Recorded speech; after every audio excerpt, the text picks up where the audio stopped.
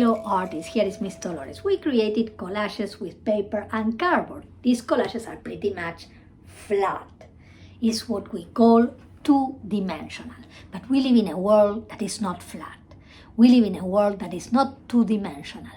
We live in a world that is three-dimensional.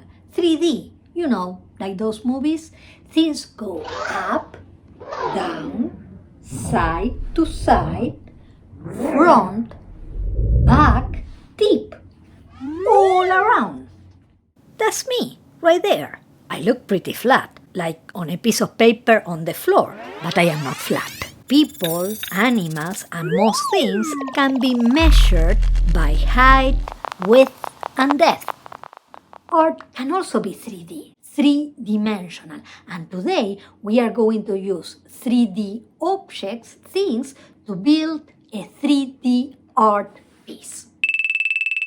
Assemblage is a way to build a 3D piece by connecting different objects. And that brings me to the most important job when building a 3D piece, a three-dimensional piece. And that is how you attach things. Oh, attach.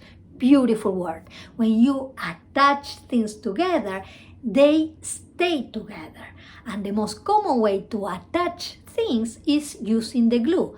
But when you are building a 3D piece, gluing can get a little tricky, and in some cases it may not be enough. Assemblage pieces can be made with all kinds of objects and different materials.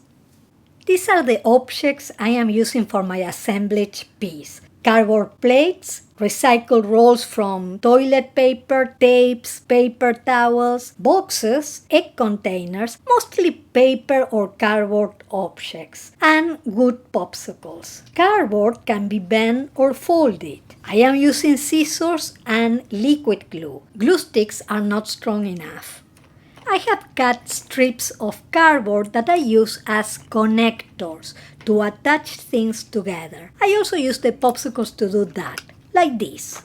Finally, I use some household items to help me keep things together while the glue is drying. This glue is not strong enough to glue plastic, but if there are holes, you can attach things by tying them together with pipe cleaners, wire, or a cord.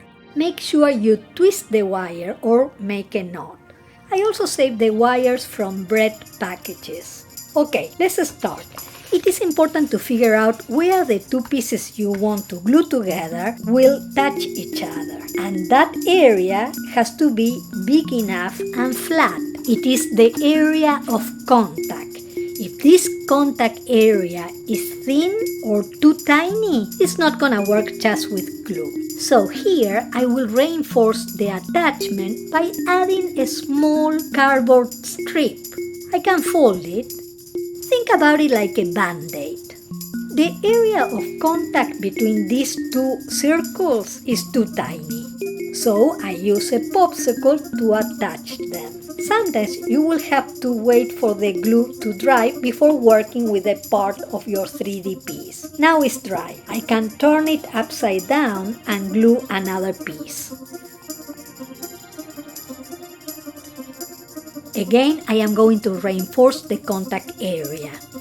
Sometimes I use a cord to keep things together while the glue is drying. In some cases, by bending or folding a section, I can create a big area of contact. Now this will work with the glue. I can make cuts and then insert one piece into the other one. Now I can remove the cord, the glue is dry. I am now adding smaller pieces.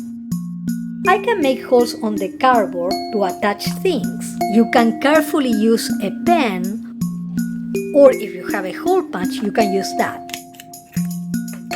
Now I can go through the holes with a pipe cleaner or a wire. Make sure you twist the wire so that you don't lose whatever you attach.